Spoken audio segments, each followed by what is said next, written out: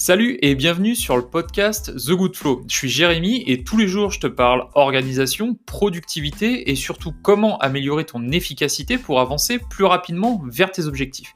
Alors que tu sois déjà indépendant ou que tu penses à monter ton business, je partage avec toi mes idées et ma vision pour que tu passes à l'action dès aujourd'hui et que tu obtiennes rapidement les résultats que tu souhaites. Allez, c'est parti!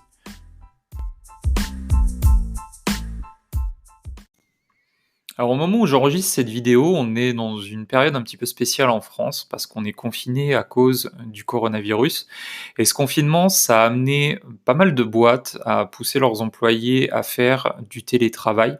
C'est quelque chose qui est encore trop peu répandu pour moi aujourd'hui en France. Et ce que je voudrais te montrer aujourd'hui, c'est que c'est possible d'être bien plus efficace en télétravail que dans un open space classique qu'on va retrouver à Paris. Donc ça fait maintenant plusieurs années que je travaille dès que je peux de chez moi ou d'un lieu public, comme un café par exemple, et c'est toujours dans ces phases d'isolement où j'ai obtenu le plus de résultats. Mais pour que ça fonctionne, ça va demander de la rigueur et un minimum d'organisation. Donc que tu aies choisi de travailler de chez toi ou que tu y sois forcé à cause de la situation dans cet épisode, je partage avec toi 7 astuces que j'ai affinées au cours du temps pour me sentir bien et être super productif quand je travaille pas dans les locaux de mon entreprise. Donc on y va, je t'explique ça, dans la suite de cet épisode. Donc le premier conseil que je peux te donner, c'est d'organiser ton bureau pour être productif. Parce que tu ne peux pas travailler au milieu d'un bazar monstrueux. On voit trop souvent des bureaux qui vont crouler sous des papiers, qui vont crouler sous des factures, qui seront plus ou moins utiles d'ailleurs, avec, une vieille tasse à café vide, qui est là depuis plusieurs jours à côté. Donc stop. Avant de commencer à bosser sur tes projets, tu dois faire le ménage et laisser sur ton bureau que ce qui est essentiel à ton travail. Tu as besoin d'un cahier et d'un stylo par exemple en plus de ton PC, alors garde seulement un cahier et un stylo à côté de toi. T'as pas besoin d'avoir 5 carnets et 12 stylos comme on le voit certaines fois. Tu dois simplement garder ce dont tu as besoin à portée de main pour perdre le moins de temps possible.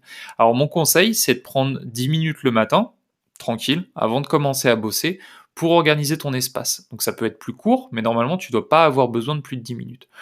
Pendant ces 10 minutes, tu enlèves tout ce qui ne va pas t'être utile, tu jettes tout ce que tu peux. Tu sors de ton sac ou de ton tiroir ce qui va être utile pour ce que tu as prévu de faire aujourd'hui. Et ensuite, seulement une fois que ton espace est clean et agréable à utiliser, là vraiment tu peux t'y mettre à fond et plus perdre de temps. Deuxième conseil que je peux te donner, c'est de contrôler tes sources de distraction pour être efficace. Tu dois vraiment limiter au maximum ces sources de distraction.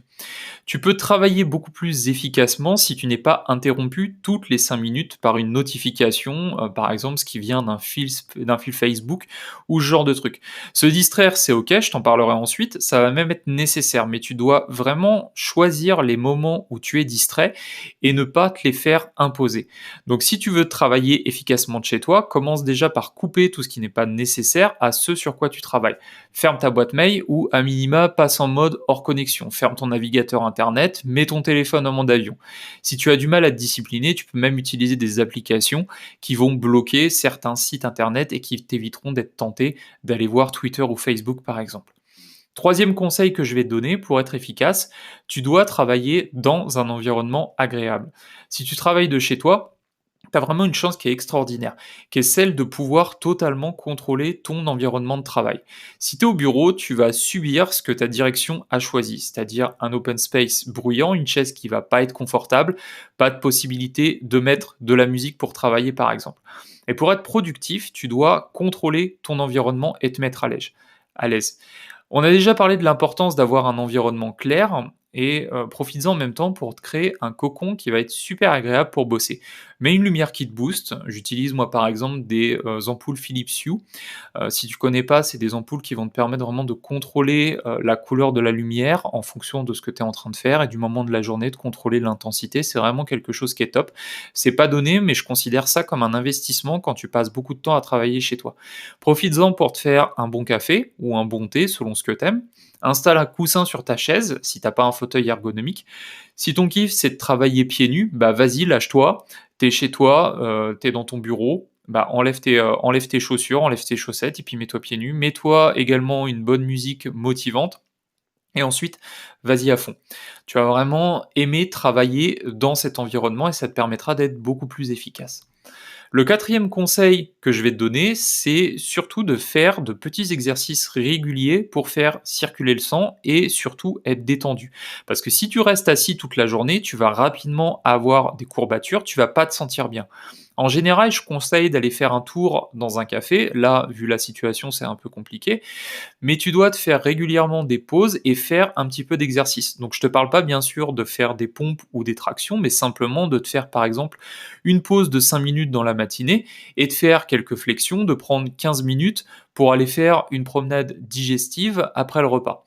Tu verras que ça va vraiment oxygéner ton corps et ton esprit, que tu seras beaucoup plus détendu après, et que même si tu as l'impression de perdre du temps sur le moment parce que tu as beaucoup de boulot, tu vas directement tirer les bénéfices de cette balade et être bien plus efficace derrière.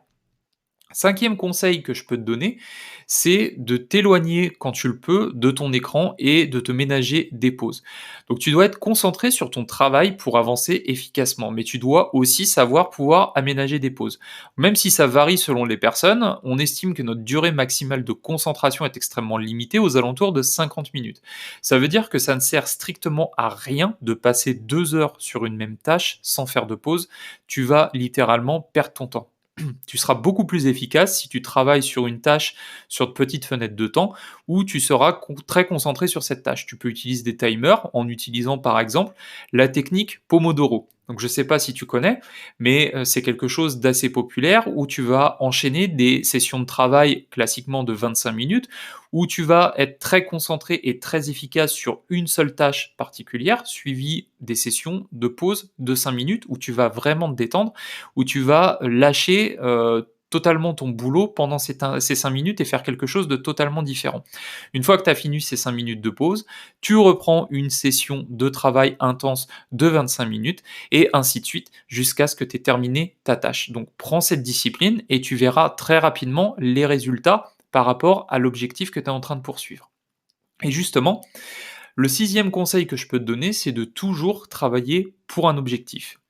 Donc, quand on parle d'objectifs, on va chercher à obtenir toujours rapidement des résultats et on doit obligatoirement pour ça, travailler sur des objectifs qui sont bien définis et qui permettent d'atteindre un but. Donc ça va être encore plus vrai si tu es tout seul chez toi où tu dois te créer une dynamique de travail pour avancer. Parce que si tu sais pas pourquoi tu bosses, il y a vraiment peu de chances que tu avances réellement vers ce but. Et c'est pour ça que, dans tout ce que je fais, toutes les tâches que j'abats sont reliées à des objectifs qui sont clairs pour moi et tu dois absolument travailler de cette façon. Tu dois absolument savoir pourquoi tu fais cette tâche et où exactement elle va t'emmener. La septième conseil que je peux te donner, c'est, si tu travailles de chez toi, c'est certainement le conseil le plus important que je peux te donner, habille-toi comme si tu allais au bureau. Donc ça peut paraître un peu bête dit comme ça, mais la façon dont tu t'habilles pour travailler chez toi peut apporter énormément de changements sur ton efficacité. Si toute la semaine, pour aller au bureau, tu as l'habitude de mettre par exemple une chemise et un jean pour aller bosser, tu as développé des automatismes, des habitudes et sans t'en rendre compte, tu as conditionné ton cerveau à travailler quand tu t'habilles de cette façon. Donc en continuant à t'habiller de cette façon pour travailler de chez toi, tu vas te faciliter la tâche, tu auras moins de résistance inconsciente pour te mettre en route. Alors bien sûr, tu n'as peut-être pas besoin d'enfiler la chemise que tu mets pour aller au bureau habituellement. Tu peux peut-être te contenter, si tu es plus à l'aise, de mettre un hoodie ou un t-shirt et être un peu plus cool, un peu genre vendredi libre. Mais s'il te plaît, essaie de ne pas travailler en pyjama. C'est extrêmement tentant au début, mais sur le long terme, c'est ultra dangereux pour ta productivité. Tu ne seras pas dans le bon esprit, dans le bon mood, et tu seras plus en mode Netflix qu'en mode boulot et résultat, tu ne vas pas avancer. Donc c'est pour ça que j'ai gardé cette astuce pour la fin, parce que c'est pour moi un des plus gros pièges du télétravail et tu dois absolument éviter tout ça. Et donc c'est en utilisant ces 7 astuces au quotidien que je me rends compte que j'arrive à être ultra efficace dans mes projets et que j'avance bien plus qu'en étant dans un environnement comme dans un open space. Alors bien sûr, ça va te demander de la rigueur, de mettre en place toutes ces habitudes, mais c'est quelque chose qui est nécessaire, il faut faire ces efforts petit à petit, et tu verras que tu seras capable d'obtenir super rapidement des résultats. Alors merci pour ton écoute, j'espère que tu as trouvé des conseils utiles dans ce podcast. Si tu veux m'aider à le faire connaître, tu peux me donner 5 étoiles sur ton application de podcast favorite, ça m'aidera à le faire référencer, voire même tu peux me laisser un petit commentaire, ça fait toujours plaisir.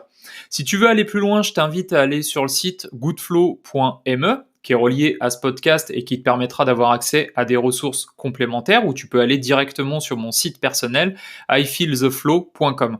En attendant, je te dis, prends soin de toi et à demain pour avancer ensemble.